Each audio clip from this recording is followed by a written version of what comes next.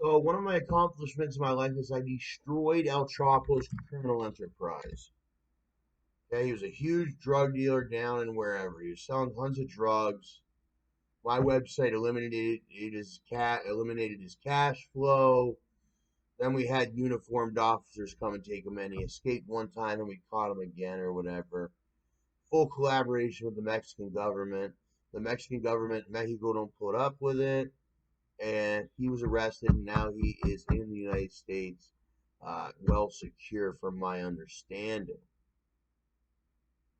But through my encounters, I've met two individuals that have uh, multiple times confirmed that they're in direct connection and direct relation, not just through uh, any sort of heritage, but also in their criminal nature and their criminal dedication to Mr. Guzman. What's it called? Who they say was the richest criminal and yada yada. He's pretty famous for what he was at the time.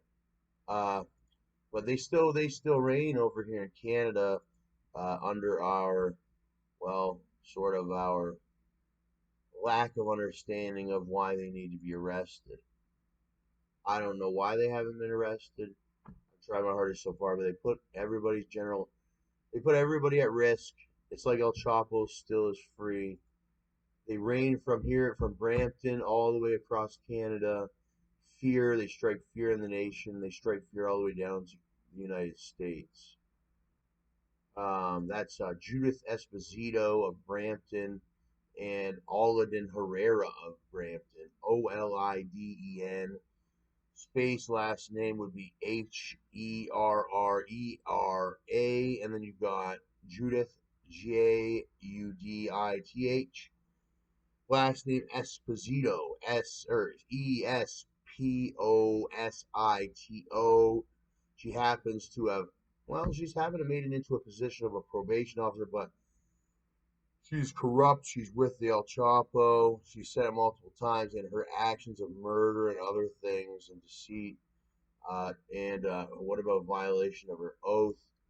Uh, has she's Sinaloan, I believe to be of an Ecuadorian status originally. Um, she's a scary one, and she was actually my probation officer. That's how I encountered her in the beginning. I had a small charge where I had to carry a probation for a small amount of time, or whatever. It was a large amount of time as well. But and through that time that I was with her, I got to know her, and that's when I realized that she was with the El Chapo. Uh, and she's live or die by this El Chapo. And honestly, I'm not really a big fan of Mr. El Chapo. I never watched. A lot of them were watching. Even my cousins were watching that Pablo on Netflix for a while. No, that was around the same time. Dave, she even shot at me and almost killed me in a rape murder. It was nothing, anything but yeah. They're big fans of Pablo Escobar and El Chapo. Well, from my understanding, in the real criminal world, they're working for El Chapo, or at least have dedicated themselves to him, sort of like in a terroristic nature, in the position that they've got themselves through refugee status and whatnot in Canada.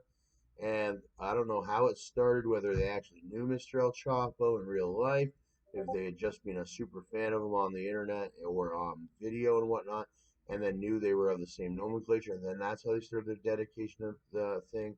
But yeah, that's what's been going on, and I've tried my damnedest. And they got firearms, but nothing too big. Pistolas, I believe they're carrying around up here in Canada. 5 Clover Bloom Road is the main residence of Mr. Herrera, where Judith Esposito comes in and out. You got all types of murders, activities that are going in there. They set people up. If you really strip the place down, you'd see it. They're really good at it. They renovated it. After they tried to murder me, they renovated the whole place. I have the pictures and everything, but it was all filled with bullet holes, and they paid to get it renovated. But Pablo, everybody was watching him. I used to look up to him, sort of thing. Yeah, he was this guy. Started from nothing. He started in the drug business. drugs, it's like it ain't that big of a deal. That's how I seen it. He's a farmer. The guy was pretty bad. He was a bad guy. He's sort of against the system that my family created that I rely on. And I don't need all this money because my government's willing to send me just enough money that I need every month or what have you, and provide me with all the necessary things that I need, resources that I need, such as housing and things, where I wouldn't need to be a Pablo Escobar drug lord. But what's stopping me from warning the rest of the people and my people in Canada that maybe want the same thing to just be happy uh, and be living? And these ones are stopping folks from living here in Canada and the United States. Rudy Giuliani, I just seen him on the photo there. Love Rudy Giuliani. Never said it before. He makes me hungry for New York somethings when I like New York spaghetti or something. This type of guy he is too. Pablo Emilio Escobar. Uh, I don't know. What's my favorite story about the El Chapo is, I don't know, probably the end where he gets his own hotel with this, that, and the other. But it ain't as cool as you think. I heard he did a lot of really bad things. Bomb this, bomb that. I don't know. I watched all the documentaries too, but I never got into the Netflix about him. And then some people started acting like him. Yeah, that was the thing.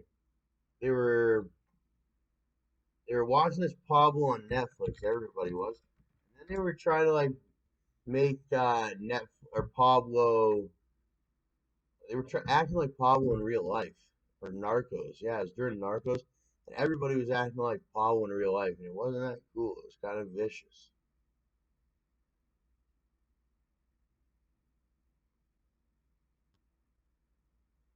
I tried to watch one episode of this scene or something, the very beginning or whatever, and that's it. It looks all right. Some people are getting super into it, eh? Look at this device. A radio or a phone? What is that?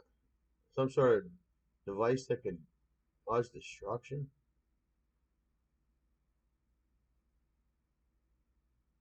This corrupts the minds of our youth and our people and our immigrants who have fresh minds that were supposed to be mending into being a part of our melting pot, since we invited all these war torn people, shit like that. You were supposed to have a process into integrating them because they were extremely war torn. Like, look where they came from.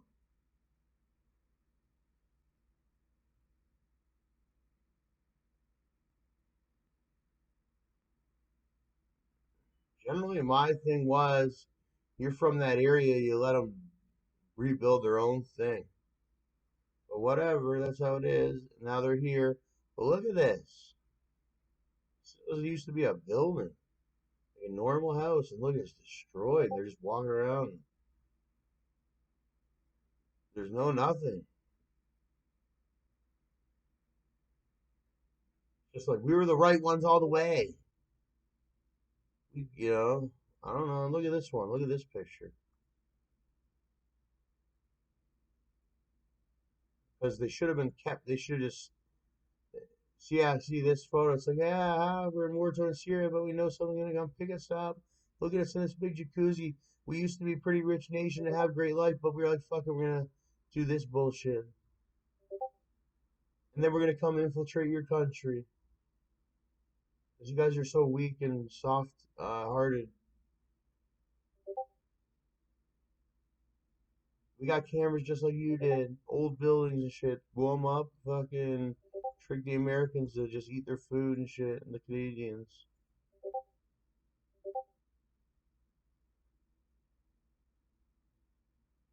Some of them, I guess, really needed help. I don't know who the hell, how this kind of destruction even exists. Like, or, I don't know.